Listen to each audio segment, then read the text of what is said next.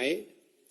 आज का मुख्य विषय जो है वो एक बहुत ही महत्वपूर्ण विषय है। आप जानते हैं कि आज सुबह किस प्रकार से भारत के सर्वोच्च न्यायालय अर्थात सुप्रीम कोर्ट ने एक महत्वपूर्ण टिप्पणी की है।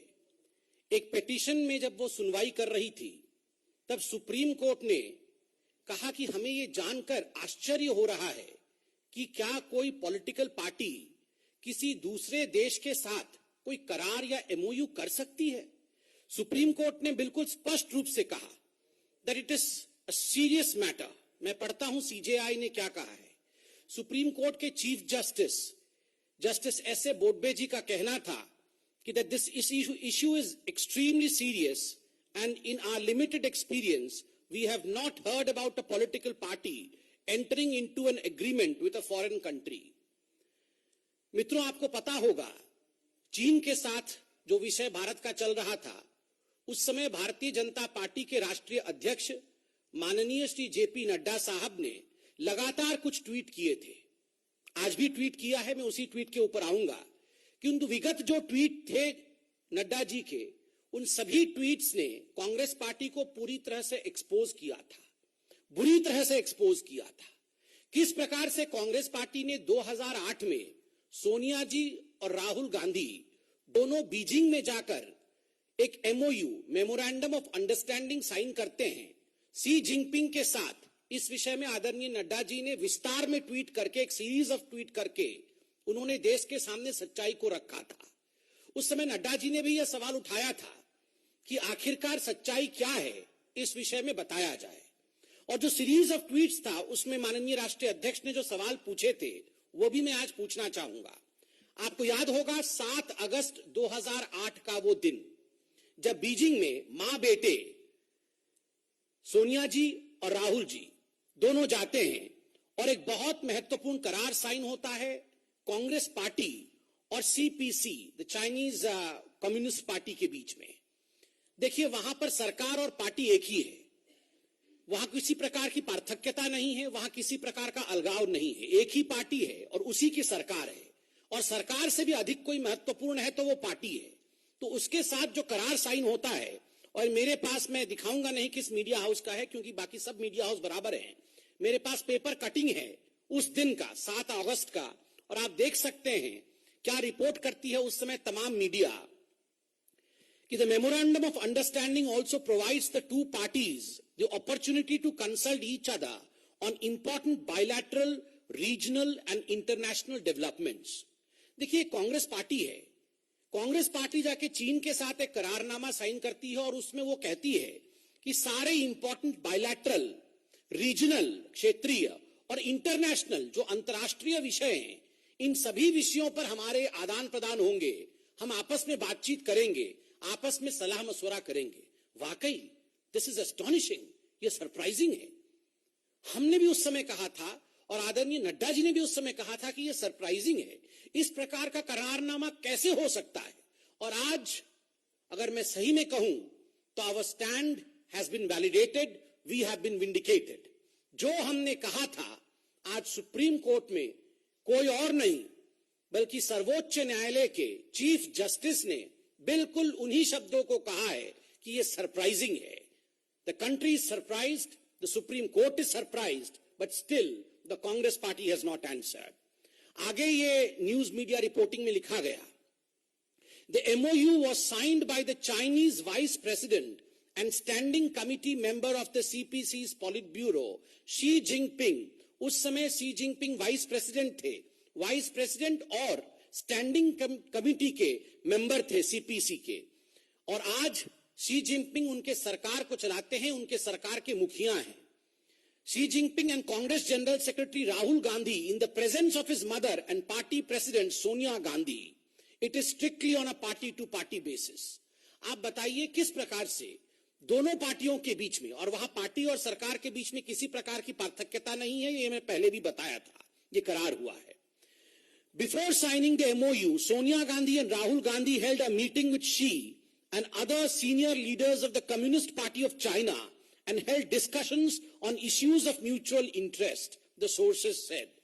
और सबसे महत्वपूर्ण जिस विषय पर आदरणीय नड्डा जी ने भी देश को आकृष्ट किया था ध्यान को उस ओर आकर्षित किया था और ये सवाल बीजेपी ने भी पूछा था।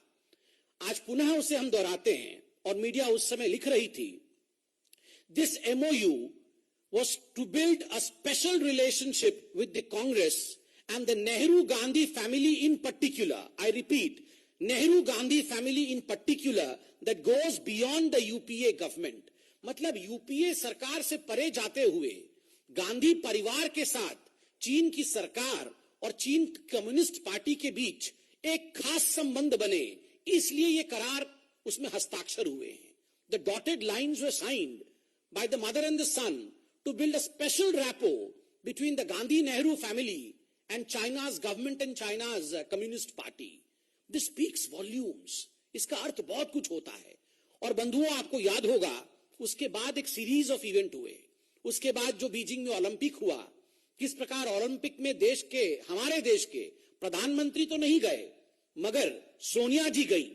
सोनिया जी वीवीआईपी बन के गई, उन्हें बुलाया गया इस करार के पश्चात. इस करार के पश्चात डोकलाम स्टैंड ऑफ जब चल रहा था तो राहुल गांधी जी चाइनीज टेंट के नीचे रंगे हाथ पकड़े गए थे और वो मना कर रहे थे. वो कह रहे थे मैं चीन के साथ नहीं हूं, मगर ये तो भला हो आप लोगों का, आप लोगों ने फोटो जारी कर दी और उन्हें मानना पड़ा. और लगातार तब से लेकर आज नड्डा जी ने जो स्पेशल विषय कहा है उस अपने ट्वीट में कि जो राजीव गांधी फाउंडेशन को डोनेशन आया, उस डोनेशन के आने के पश्चात जिस प्रकार से वाणिज्य को लेकर बहुत परिवर्तन यूपीए की सरकार में किया गया और लगभग 33% का एक ट्रेड डेफिसिट डेवलप हुआ हिंदुस्तान में राजीव गांधी फाउंडेशन में पैसा आने के पश्चात, और 2014 तक जब तक यूपीए की सरकार थी, ये सब कुछ कहीं न कहीं जुड़ा हुआ नजर आ रहा है. एक कॉन्स्पिरेसी के रूप में आज स्पष्ट नजर आ रहा है. The supreme court is awestruck. The Supreme Court, in fact, is surprised. I would say that the country is surprised. We all are surprised. And the national president of BJP, Mr. Nadda, has asked a rightful question. Will the conspirator in chief, that is the Congress party, the mother and son especially, will come out and answer this question? आज नड्डा जी ने एक बहुत ही महत्वपूर्ण सवाल Congress party से tweet करके पूछा है, क्या राहुल गांधी और उनकी माताश्री आदरणीय सोनिया गांधी जी, जो कि षड्यंत्र के मुख्य कलाकार हैं, क्या वो बाहर आके इस विषय पे अपने वक्तव्य को रखेंगे? We dare them and we challenge them. If their conscience is clear, they should come out to the open and they should take questions. And if they have something to hide, of course, as usual, they will not speak. बहुत बहुत धन्यवाद. कोई प्रश्न हो तो आप पूछ सकते हैं. कौन सा पेपर? देखिए, मैं उसमें मीडिया का नाम नहीं दिखा रहा हूं, मीडिया हाउस का, because thank you. Welcome Payal. Yes sir.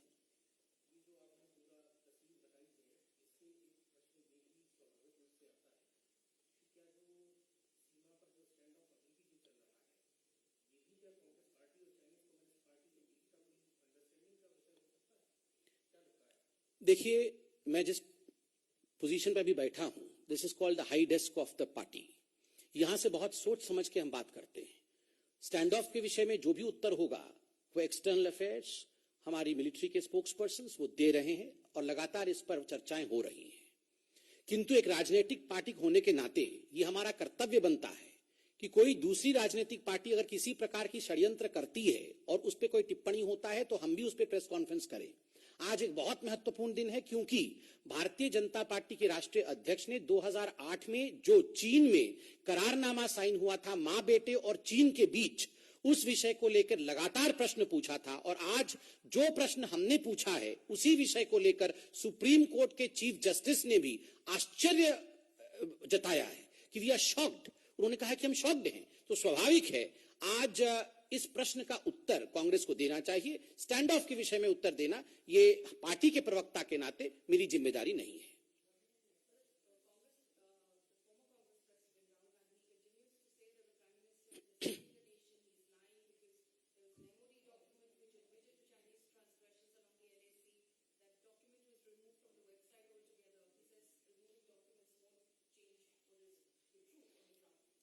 See, as far as Rahul Gandhi is concerned, without mincing any words, we will say that it appears that the mother and the son duo are the conspirator in chief, as far as issues with China is concerned.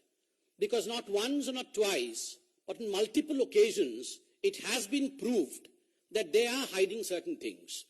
I gave you umpteen number of examples. For instance, the 2008 MOU that we are talking about speaks volumes, and in fact, the Supreme Court itself has expressed surprise. Number two, while the Doklam standoff was going on, Rahul Gandhi was caught, along with his whole Vadra clan, red-handed almost, in the Chinese camp. Why so? Number three, the kind of questions that Mr. Rahul Gandhi, through his decoy videos, I would be saying, that he is releasing, only emboldens others and those who wish ill of India. He has never spoken good of India. I would say, and I would stand by what the Prime Minister has repeatedly said, that India is a strong country and India knows how to answer. No one should have any doubt on this. Yes. Thank you.